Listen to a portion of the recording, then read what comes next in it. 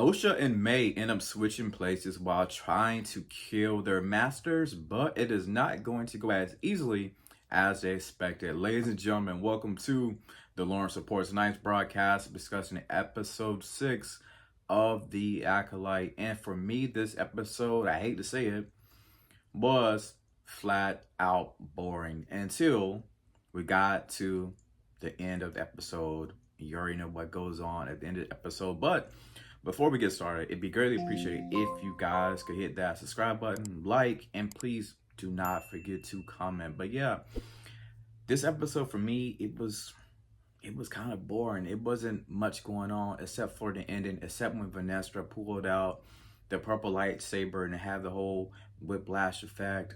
So there was a lot of tension, put it like that, going on in this episode. We saw Khmer, he is basically getting ready to take a bath. It looks like he's swimming naked in this episode. I'm like, what are we doing, right? Like, what are we doing? When we end up seeing, I believe it was May. I'm trying to make sure I got the right twin. I believe it was May.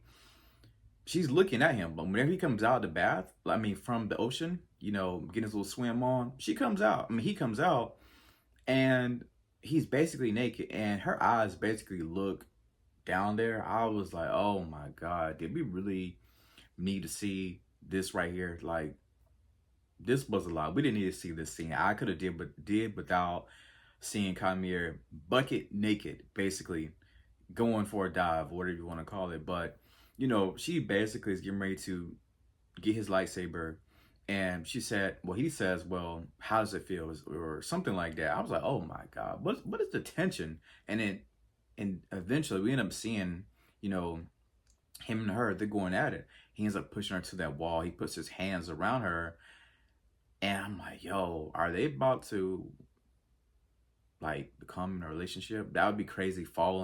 It'd be crazy if they end up switching around, but they end up liking each other. But thankfully, I don't think we're going down that road.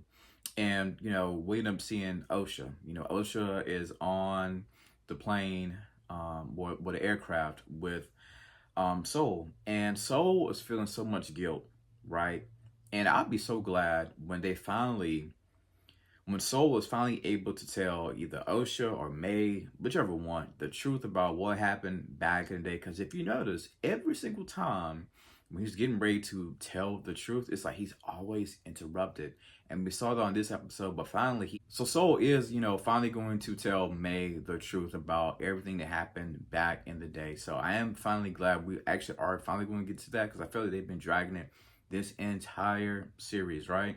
And it is revealed that Smilo Ren, aka Khmer, was once a former Jedi, but it looks like when he was telling his story to Osha that, the person that was training him basically kicked him out. And we do end up seeing those wound marks on the back of his back, right? And some people are thinking that possibly, Vanessa does have that whipping lightsaber, that they could be connected. The thing about this guy, Khmer, he is so calculated in trying to train Osha's mind, right? He is extremely deviant in the way he's telling her that, listen, these Jedi, they do not care about you the way that you think they do, right? I told you my story about how they did me, and how I'm out basically seeking revenge because of the way that they did me. I want you to be free of yourself, like free your mind from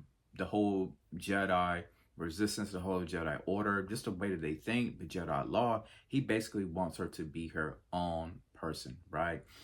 And also, we end up seeing, I love Basil. Basil is able to spot this thing out that it's actually May who's on the ship, and that as far as May, well, she's not Osha, but Basil ends up spotting it out. I love Basil. That's one of my favorite characters. But at the same time, we know that Soul, he's in space, right? He sends out this distress signal, and Vanessa ends up getting worried about what happened, about how Soul's the only one left, and that she is actually going to go join them on the mission, right? And when she's there, we end up seeing It's almost like she hears the lightsabers that was dueling that night before everybody passed, right? We kind of can hear that in the show. And she realizes that she's hoping that it's not Soul who went dark, right?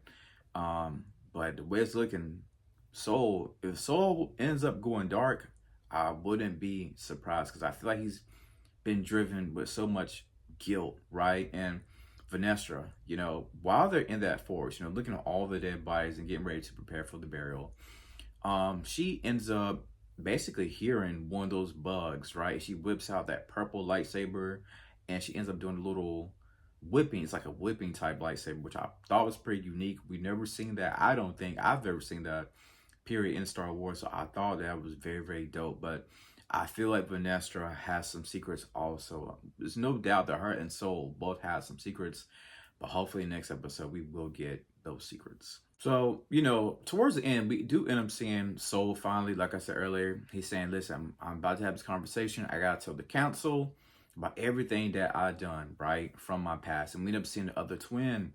Finally, at the end, she decides to actually put on the helmet, considering that she told Smilo Ren before that, she's like, I don't trust you.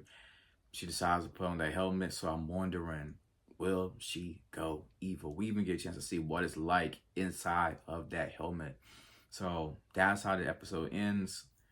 Both of these two twin sisters are basically, out trying to kill the opposites master, basically, but it does not go as planned.